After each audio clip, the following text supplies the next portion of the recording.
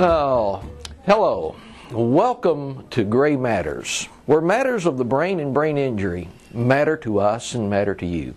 My name is Eddie Reynolds. I'm the outreach coordinator for the Louisville area for the Brain Injury Alliance of Kentucky.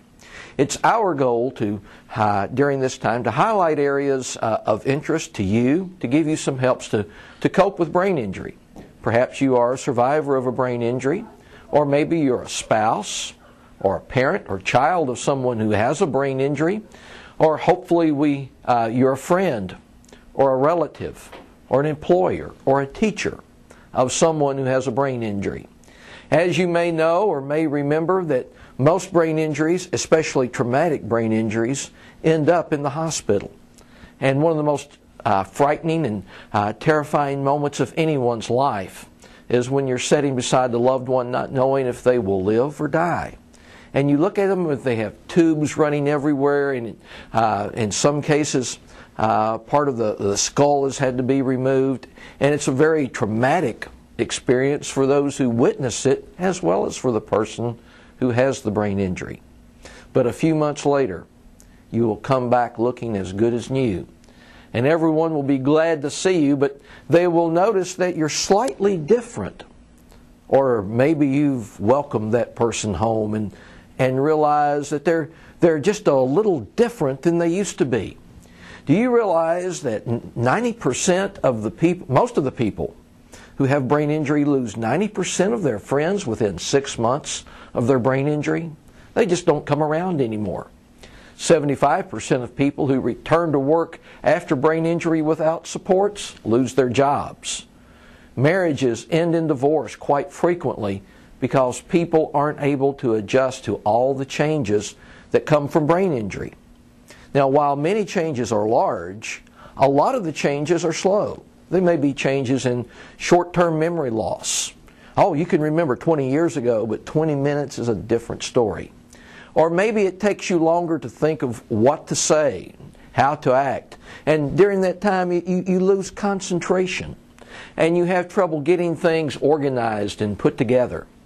Or maybe you find yourself suffering from chronic dizziness or slurred speech, or you find yourself real sensitive to lights, sounds, or smells.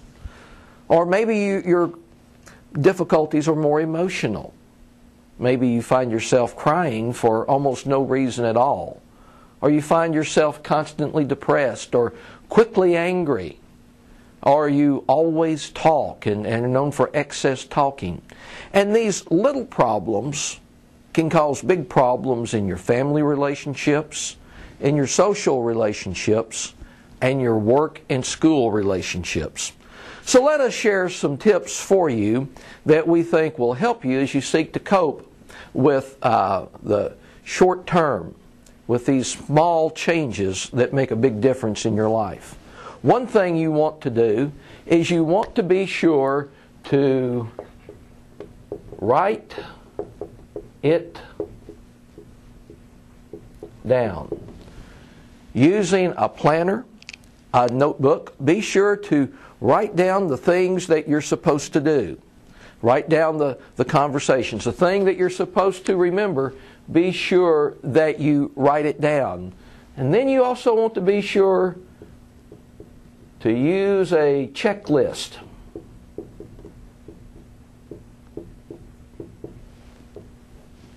And this is especially helpful for tasks around the house, such as preparing a meal or cleaning the house or doing a hobby. To make sure that you've done everything you need to do, have a checklist, and so that when you do an action, you can check it off. And you also want to be sure to do one activity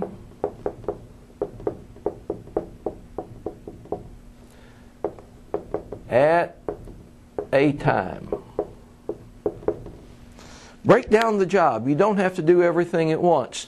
And I know it can be very frustrating for people who are used to multitasking, but break down an activity, complete one activity, and then go on to the next one. You will also want to take frequent breaks. For a lot of times the mental fatigue or the physical fatigue can change the way your brain functions. So take frequent breaks. Don't be afraid to walk or even to take a nap. Use alarms to remind you when it's time to take your medicine or even to go on to do a next step, something that triggers your mind. Have a friend who can go with you, who can prearrange signals to let them know if you're talking too much, or perhaps you're going into an inappropriate subject for mixed company, or they can just kind of help keep you gently on task on what you're doing. And finally, don't be too hard on yourself. We all make mistakes, but I'll bet if you've kept a journal, and if you've talked to people, you've made great progress. And the good news is, by keeping doing this work and being faithful in doing these things, there's many years of progress waiting for you. So until we meet again, we hope that Gray Matters to you will be with you and that you will be able to help others. Thank you.